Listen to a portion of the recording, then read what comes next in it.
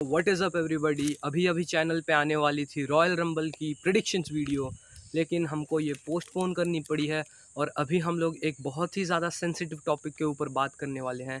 यहाँ पे मेरा खुद का ओपिनियन भी मैं देना चाहूँगा और makes me more CM Punk than you. I don't give a damn what the Tribal Chief say.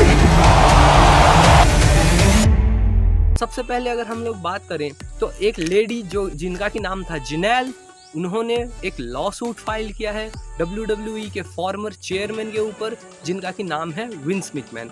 अभी आप सब लोग विंस मैकमैन से तो बहुत ही ज़्यादा फेमिलियर होंगे ही। तो उन्होंने ये उनके ऊपर एलिगेशंस लगाए हैं कि विंस मैकमैन उनको सेक्सुअली यूज़ करते थे और उसके साथ साथ उनकी बहुत सारी फ़ोटोज़ WWE के बाकी एम्प्लॉयज़ को लीक करते थे। अभी फ़ोटोज़ से मेरा मतलब किस तरीके की फ़ोटोज़ हो सकती हैं वो आप लोग अच्छे से समझ सकते हैं। उसके बाद और भी अपडेट्स निकल के आते हैं कि WWE के और भी ज़्यादा सुपरस्टार, मतलब कि डीवास या वुमेन सुपरस्टार, और भी ज़्यादा फीमेल एम्प्लॉयज़ के साथ ऐसी चीज़ें हो चुकी हैं पास्ट में, लेकिन ये सब कभी भी बाहर नहीं आता था। उसके बाद और भी अपडेट्स निकल के आ रही थी कि 2019 में पैंडेमिक के एग्जैक्ट पहले टाइम पे जिस अपार्टमेंट में मिस जिनेल रहती थी वहीं पे विंस मैकमैन भी आके रहने लग गए थे और वो उनको बहुत ही ज़्यादा पैसे के गिफ्ट्स ऑफर करते थे, बहुत ज़्यादा उनको पैसे भी दिया जाता था। और उस टाइम पे उनको ये बोला गया था कि अगर वो उनके साथ फिजिकली इन्वॉल्व होंगी तब उनको एक WWE में जॉब मिल सकती थी, लेकिन उनको जो रोल मिला था वो अननेसेसरी एक रोल क्रिएट किया गया था उनके लिए बेसिकली।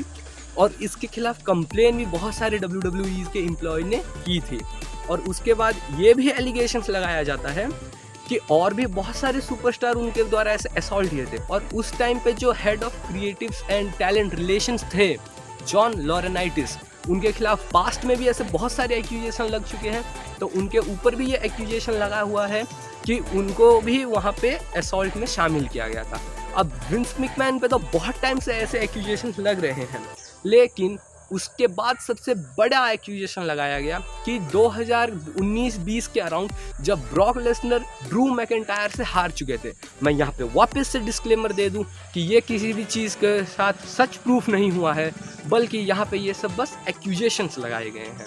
तो वहाँ पे 2019 में जब ब्रॉक लेसनर ड्रू मैकिंटायर से हार के WWE से चले गए थे, तो उन्होंने भी इंटरव्यूज़ में ये बात बोली हुई है कि वो अपने आप को रिटायर्ड कंसिडर करते थे। लेकिन विंस मैकमैन ने जिनेल का यूज़ किया था ब्रॉक लेसनर को वापस से WWE में साइन करवाने के लिए। अब यूज़ किस प्रकार से किया गया था आप लोग समझ सकते हैं। पहले तो जिनेल का पर्सनल पोर्नोग्राफिक शूट हुआ था, कंटेंट शूट किया गया था उस टाइप का जो कि ब्रॉक लेसनर को भेजाया जा सके, और उस कंटेंट को एक फीस की तरह यूज़ किया गया था ब्रॉक लेसनर को वापस से WWE में लाने के लिए।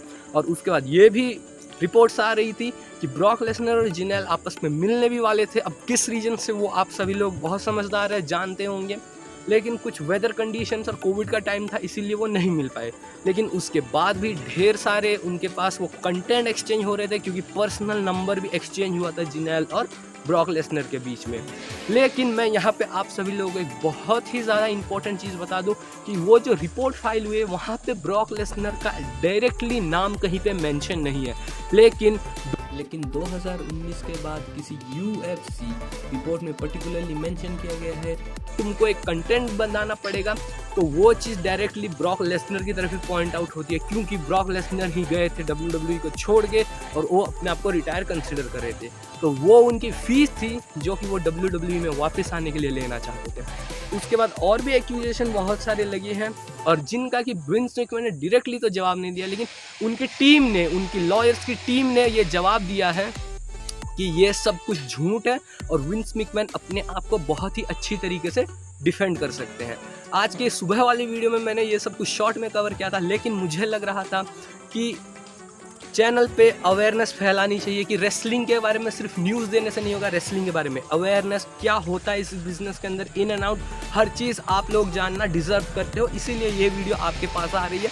और फाइनली जब TKO वालों से पूछा गया कि क्या हो रहा है ये सब, तो एक स्पोक्स पर्सन ने TKO की तरफ से ये जवाब देते हुए कहा कि विंस मैकमैन किसी भी तरीके से डेली की एक्टिविटीज़ में TKO का पार्ट नहीं है और विंस मैकमैन हमारा बस एक शेयर होल्ड करते हैं। बट अगर ये जो एलिगेशंस लग रहे हैं उनके ऊपर वो सच है तो फिर बहुत ही कड़ा एक्शन लिया जाएगा विंस मैकमैन के ऊपर। तो ऐसी वीडियोस आपको जनरली चैनल पे नहीं मिलते हैं, बट यहाँ पे कुछ मामला ऐसा था और अवेयरनेस फैलाना बहुत ही ज़रूरी है।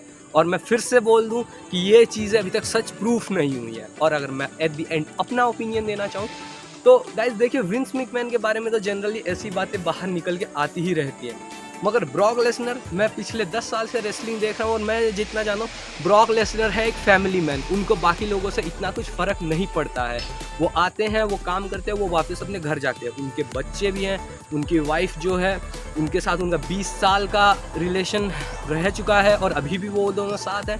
तो अगर ब्रॉक लेसनर ने ऐसा कुछ किया है तो मेरा तो ओपिनियन यही रहेगा कि वो चाहे कितने भी बड़े सुपरस्टार हो, उनको एक्चुअल सज़ा मिलनी चाहिए। वेल, आज की वीडियो में इतना ही। मैं आपसे मिलूंगा अगली बार।